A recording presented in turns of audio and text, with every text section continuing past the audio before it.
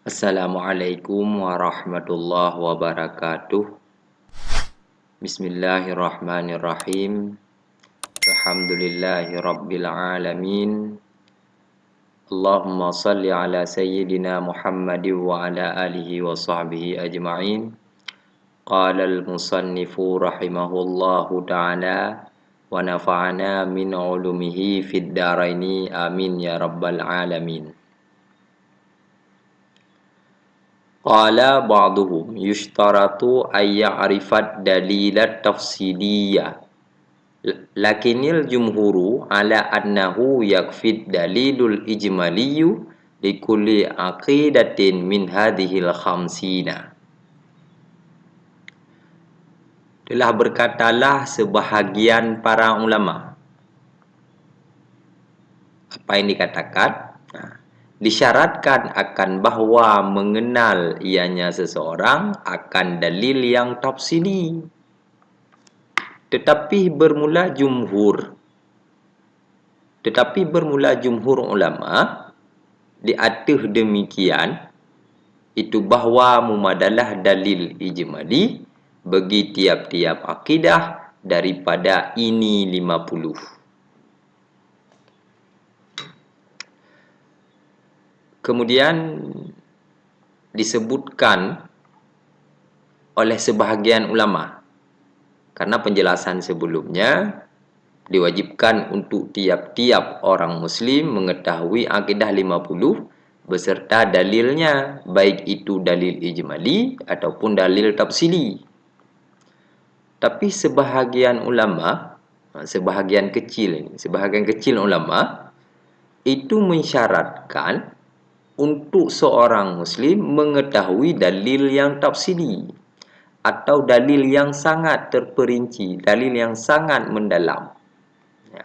Sama dengan ba'duhum mengatakan bila seseorang muslim hanya mengetahui dalil ijmali saja, dalil pas-pasan atau dalil yang tidak mendalam, maka itu tidak sah imannya. Dianggap sebagai orang yang tidak beriman. Kenapa? Karena menurut ba'duhum, sebahagian kecil ulama, itu yang diwajibkan adalah dalil tafsiri, dalil yang mendalam, bukan dalil ijmali. Sama dengan pendapat ini sangat keras. Artinya jika ada seseorang ketika ditanyakan apakah Allah itu ada, dia menjawab ada. Buktinya ada makhluk, ada alam. Kemudian ditanyakan lagi, bukankah alam ini terjadi dengan sendirinya? Alam ini siapa yang menciptakan? Kan alam ini sangat besar. Dunia ini sangat besar. Siapa yang mampu menciptakan? Dunia ini terjadi dengan sendirinya. Maka orang tersebut tidak bisa menjelaskan atau tidak bisa berdebat di atas pendapat orang tersebut. Maka menurut ba'duhum, orang ini ahli neraka. Makanya pendapat ini ditentang oleh kebanyakan ulama, oleh jumhur ulama. Para jumhur ulama mengatakan bahwa tidak harus dalil yang mendalam, cukup dengan dalil yang seadanya saja. Ketika seseorang mengatakan Allah itu ada, dalilnya ada makhluk, ada bumi, ada langit, ada bulan, ada bintang, ada matahari. Itu sudah cukup menurut jumhur, menurut kebanyakan ulama. Itu sudah melepaskan dia daripada kewajiban. Tapi ba'duhum tidak. Makanya di antara para jumhur ulama ini adalah Imam Al-Ghazali. Imam Al-Ghazali sangat menentang pendapat daripada ba'duhum ini, sebahagian ulama. Karena kenapa? Menurut beliau, bila orang yang dianggap beriman harus menguasai dalil tafsili, maka pendapat tersebut seperti mengkecilkan rahmat Allah. Karena nanti kalau pendapat ba'duhum, di dalam syurga, isi ahli syurga hanya orang-orang alim saja. orang yang punya kemampuan yang mendalam. Sedangkan seperti kita yang dalilnya pas-pasan, yang kita belum mampu berdebat, maka kita di dalam neraka. Maka kata Imam Al-Ghazali, tidak boleh seperti itu pendapatnya. Kenapa berbahaya? Masa surga itu hanya diisi oleh orang-orang yang pandai saja? Itu kan mengecilkan rahmat Allah. Bahkan kata Imam Al-Ghazali, di dalam hadis, sedangkan di dalam hadis, ahli surga itu 2/3-nya diisi oleh umat Nabi Muhammad. Artinya bila ahli surga itu dibagi menjadi 3 kelompok, 2 kelompok itu adalah umat Nabi Muhammad. Maka pendapat ini tidak relevan pendapat ba'duhum. Karena kalau kita berpegang pada pendapat ba'duhum, sedikit sekali umat Nabi Muhammad yang bisa merasakan kenikmatan syurga. Maka Imam Al-Ghazali sangat menentang pendapat ba'duhum. Karena menurut beliau tidak mungkin seperti itu. Rahmat Allah itu sangat besar. Rahmat Allah bukan hanya kepada orang pandai saja, bahkan orang-orang yang ilmunya terbatas tapi dia mau mencari ilmu, ataupun dia mau beribadah kepada Allah, maka insya Allah dia akan mendapatkan kenikmatan syurganya Allah. Maka pendapat ba'duhum ini ditentang oleh kebanyakan ulama. Menurut para jumhur ulama, dalil ijmali saja, dalil yang tidak terlalu mendalam itu sudah cukup untuk dikatakan seseorang itu sah imannya. Maka dari perdebatan antara para ulama, Syekh Abu Ibrahim Al-Bajuri mengambil kesimpulan, kata beliau, dari perdebatan tersebut bisa kita ambil 3 kesimpulan tentang memahami dalil tafsiri, memahami dalil yang mendalam. Ini juga disebutkan di dalam syarih kitab Kifayatul Awam ini, atau penjelasan dari kitab Kifayatul Awam yang dijelaskan oleh Syekh Ibrahim Al-Bajuri. Kata beliau, ada 3 kesimpulan dari perdebatan ulama tersebut. Pendapat yang pertama, bahwa hukum mengetahui dalil tafsiri, dalil yang mendalam, itu hukumnya fardu kifayah. Artinya bila di dalam sebuah wilayah tidak ada seorang pun yang mampu menguraikan dalil tafsiri, dalil secara mendalam tentang sifat-sifat Allah, tentang adanya Allah, tentang qidam Allah, tentang kekalnya Allah, maka itu dihukumkan semuanya berdosa satu wilayah itu. Artinya harus ada satu orang yang mampu menjelaskan dalil tafsiri. Maka kalau di dalam sebuah wilayah itu diwajibkan bagi pemerintahnya untuk membiayai satu orang belajar dalil tafsiri. Kalau tidak, semua orang di wilayah tersebut berdosa. Itu pendapat yang pertama. Jadi pendapat yang pertama, mempelajari dalil tafsiri itu hukumnya fardu kifayah. Kemudian pendapat yang kedua, kesimpulan yang kedua, mempelajari dalil tafsiri ini sunat. Sunat setelah mempelajari dalil ijmali, dalil yang tidak terlalu mendalam. Misal kita mampu mendalilkan Allah itu ada, cuma sekedarnya saja, berarti kita disunatkan untuk mempelajari dalil tafsiri. Itu pendapat yang kedua. Sedangkan pendapat yang ketiga, kesimpulan yang ketiga, kata Abu Ibrahim Al-Bajuri, bahwa seseorang bila tidak mampu menguraikan dalil tafsiri, ini hukumnya berdosa ataupun dianggap sebagai orang yang melakukan maksiat. Itu 3 kesimpulan. Artinya tidak boleh kita menyampaikan kepada khalayak ramai bahwa kalau seseorang tidak mampu menguraikan dalil tafsiri di atas i'tikad 50 ini, dia itu dianggap sebagai orang yang tidak mempunyai iman. Tidak boleh. Karena ditentang oleh jumhur ulama. Kemudian selanjutnya di sini musannif mencoba memberi contoh bagaimana seseorang itu dikatakan mampu menguasai dalil tafsili atau hanya menguasai dalil ijmali saja. Ini contohnya. Ini contoh konkretnya ya yang dijelaskan oleh musannif. Wad dalilut tafsiliyu, dan bermula dalil yang tafsili. Mithaluhu idza qila mad dalilu ala wujudihi ta'ala, dan bermula dalil yang tafsili itu bermula contohnya dalil tafsili itu apabila ditanyakan akan seseorang bermula apakah dalil di atas wujudnya Allah Ta'ala, ayyuqala hadhil makhluqatu, bahwa dijawab akannya pertanyaan bermula dalilnya Allah Ta'ala itu ini segala makhluk. Fayaqulu lahu sa'ilu al-makhluqatu dalatun ala wujudillahi ta'ala min jihati imkaniha au min jihati wujudiha ba'da adamin fayajibuhu.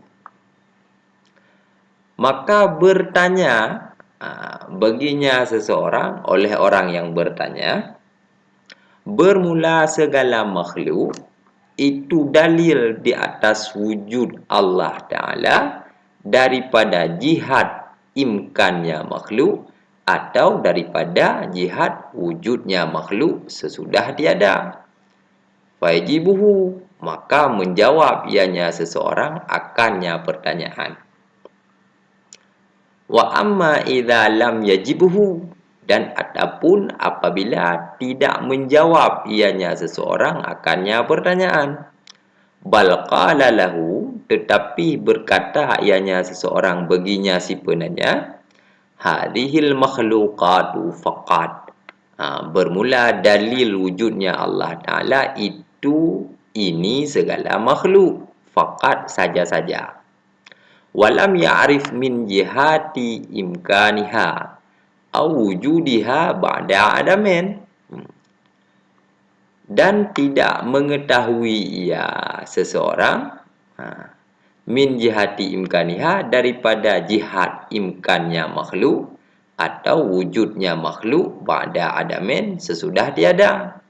Fayuqalu lahu, maka dikatakan baginya seseorang dalilu ijmaliyu, itu dalil yang ijmali. Dalilun ijmaliyun, itu dalil yang ijmali. Wa huwa kafin indal jumhuri, dan bermula dianya dalil ijmali itu mumadalah di sisi jumhur ulama.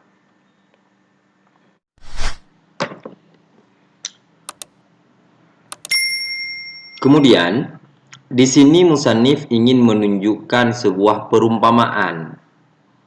Perumpamaan bagaimana seseorang itu dianggap sudah menguasai dalil tafsili atau hanya dalil ijmali. Dari contoh ini kita bisa menilai diri kita sendiri. Apakah kita sudah pada tingkatan mampu menguraikan dalil tafsili yang mendalam, atau kita hanya mampu menguraikan dalil yang ijmali saja atau dalil yang tidak terlalu mendalam. Kita lihat contohnya. Jika seseorang bertanya, apa dalil atau apa bukti bahwa Allah itu ada atau bahwa Allah itu bersifat wujud? Apa buktinya bahwa Allah itu ada? Kemudian dijawab oleh seseorang, bukti Allah itu ada hadhil makhluqat. Ini makhluk. Karena ada makhluk. Makna makhluk di sini adalah ma siwa Allah, yaitu sesuatu yang bukan Allah itu makhluk semuanya. baik itu jin, malaikat, manusia, pepohonan, binatang, ataupun meja, buku, itu semua makhluk. Jadi yang bukan Allah itu disebut sebagai makhluk. Bahkan termasuk makhluk adalah waktu. Waktu itu makhluk.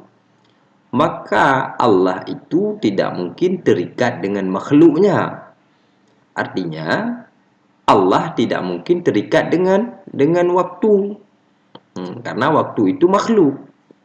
Contohnya sekarang, misalkan sekarang jam 1 siang.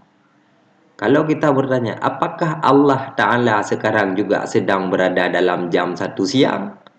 Anda tidak mungkin. Mustahil. Karena Allah tidak terikat dengan waktu. Kalau kita manusia dan makhluk-makhluk yang lain, terikat kita dengan waktu. Sekarang jam 1, sebentar lagi jam 2, jam 3. Artinya saat kita berada dalam jam 1, tidak mungkin kita mampu pergi kepada jam 2. Tetapi Allah itu tidak mungkin terikat dengan waktu. Karena waktu itu makhluk. Sudah. Kemudian orang yang bertanya menanyakan lagi. Karena jawaban tadi hanya apa bukti Allah Ta'ala itu ada? Buktinya ada makhluk. Makhluk ini semua diciptakan oleh Allah. Berarti Allah itu ada. Kemudian ditanyakan lagi. Makhluk ini, makhluk yang ada ini, itu sebagai dalil di atas wujud Allah Ta'ala. Dari sisi mana? Apakah dari sisi imkannya makhluk? Atau dari sisi wujudnya makhluk sesudah tiada? Apa makna imkan? Dari sisi imkan. Imkan itu sama juga dengan mungkin. Apa makna mungkin? Kalau diterjemahkan ke dalam bahasa Indonesia, sesuatu yang mungkin. Apa makna sesuatu yang mungkin? Artinya makhluk ini boleh ada ataupun boleh tidak ada. Boleh Allah menciptakan makhluk, boleh tidak. Karena Allah boleh menciptakan atau boleh tidak menciptakan, maka makhluk ini disebut sebagai sesuatu yang mungkin. Artinya, ketika Allah tidak menciptakan makhluk, andai kata Allah tidak menciptakan makhluk sesuatu apapun, tidak Allah ciptakan, tentu Allah mampu menciptakan. Tapi tidak Allah ciptakan. Apakah Allah itu layak disebut sebagai Tuhan? Tentu layak sekali. Karena kenapa? Menciptakan makhluk itu bukan kewajiban Allah. Allah tidak wajib menciptakan makhluk. Andai kata makhluk ini tidak diciptakan, maka Allah itu tetap ada. Maka jika ditanyakan ini karena ada makhluk, Allah itu ada. Seandainya Allah tidak menciptakan makhluk, apakah Allah itu ada? Jawabannya tentu tetap Allah itu ada. Karena menciptakan makhluk bukan kewajiban Allah. Berbeda dengan misalnya sifat-sifat yang wajib. Ada kudrah, kuasa. Andai kata Allah itu tidak kuasa, tidak punya kekuasaan, dia tidak mampu menciptakan makhluk, dia tidak mampu mengatur bumi, maka Allah itu tidak layak disebut sebagai Tuhan. Dan itu adalah sesuatu yang mustahil, karena Allah pasti kuasa, pasti kudrah. Misal baqa, artinya kekal. Seandainya Allah itu tidak kekal, maka Allah itu tidak layak disebut sebagai Tuhan. Dan itu sesuatu yang mustahil. Karena Allah itu wajib bersifat dengan baqa. Maka menciptakan manusia itu bukan wajib bagi Allah. Artinya mau manusia ini diciptakan, mau makhluk diciptakan, ataupun tidak Allah ciptakan, maka Allah itu tetap ada. Allah itu tetap layak disebut sebagai Tuhan. Nah, itu makna imkan. Kemudian, atau dari sisi wujudnya makhluk sesudah tiada, atau menjadi dalil makhluk ini adanya Allah. Apakah makhluk ini ada sesudah tiada? Karena kan makhluk ini pertama tidak ada, kemudian diadakan oleh Allah sehingga menjadi ada. Artinya ada makhluk ini sesudah tiada. Nah, sebelumnya tiada. Nah, dari dua sisi ini, sisi yang mana yang menjadi dalil atau bukti bahwa Allah Ta'ala itu wujud? Fayajibuhu, maka dia mampu menjawabnya. Artinya dia ini sudah menguasai dalil tafsili. Namun sebenarnya kedua-dua sisi ini, baik dari sisi imkannya makhluk atau dari sisi wujudnya makhluk sesudah tiada, itu sama-sama menjadi dalil kepada adanya Allah. Mungkin ini semacam pertanyaan jebakan. Seolah-olah kita disuruh pilih apakah dari sisi imkannya makhluk atau dari sisi wujudnya makhluk sesudah tiada. Kita harus memilih salah satu jawaban yang benar. Padahal tidak. Kedua-duanya ini bisa menjadi dalil wujudnya Allah. Kalau dari segi imkan, dari segi imkan boleh diciptakan atau tidak diciptakan. Andai kata Allah tidak menciptakan makhluk, maka Allah itu tetap ada. Kenapa? Karena Allah telah memilih, telah berkehendak untuk tidak menciptakan makhluk. Maka sesuatu yang berkehendak tentu ada yang menghendaki. Maka yang menghendaki tidak ada makhluk ini adalah Allah, sama dengan Allah ada. Kemudian pada realitanya sekarang bahwa Allah telah memilih, Allah telah berkehendak menciptakan makhluk. Menciptakan makhluk dari sisi adanya makhluk sesudah tiada, sebelum tiada. Maka sesuatu yang ada, yang pada dasarnya tidak ada, tentu ada yang menciptakan. Nah, siapa yang menciptakan? Itulah Allah Subhanahu wa Ta'ala. Berarti kedua sisi ini bisa menjadi dalil tentang wujudnya Allah. Cuma penguraiannya saja yang sedikit berbeda. Artinya mau makhluk ini imkan ataupun mau makhluk ini ada sesudah tiada, tentunya perlu kepada sesuatu yang menciptakannya, yaitu Allah. Ataupun tidak diciptakan, maka tentunya ada yang berkehendak untuk tidak menciptakan makhluk, yaitu Allah Subhanahu wa Ta'ala. Maka dia mampu menjawab seperti demikian. Artinya dia sudah mampu menguasai dalil tafsili. Adapun apabila dia tidak mampu menjawab, dia tidak bisa menguraikan dari sisi imkan atau dari sisi adanya makhluk sesudah tiada, mana yang menjadi bukti wujudnya Allah, dia tidak bisa menjawab. Dia hanya mampu mengatakan bahwa makhluk ini sebagai bukti adanya Allah. Itu saja yang dia jawab. Maka orang tersebut dianggap hanya mampu menguraikan dalil ijmali, dalil yang tidak mendalam, dalil pas-pasan. Maka menjawab dalil ijmali, dalil yang pas-pasan tadi, ini menurut jumhur ulama sudah memadai. Sudah dianggap orang tersebut beriman kepada Allah Subhanahu wa Ta'ala. Maka tidak boleh kita mengatakan kalau dia hanya mampu menjawab ini makhluk, kemudian dia tidak mampu menguraikan apakah dari sisi imkannya makhluk atau wujudnya makhluk sesudah tiada. Itu tidak boleh kita katakan dia itu orang tidak beriman. Itu tidak boleh. Karena menurut jumhur ulama ini saja sudah cukup. Dan setiap akidah yang 50 ini dia harus mampu, harus punya dalil, harus mampu menyebutkan dalil. Karena itikad 50 itu bukan wujud saja. Ada nanti qidam, baqa, mukhalafatu lil hawadis, qiyamuhu binafsi, sampai seterusnya. Itu setiap akidah itu harus mampu mengutarakan dalil, walaupun hanya dalil ijmali saja, dalil yang pas-pasan saja.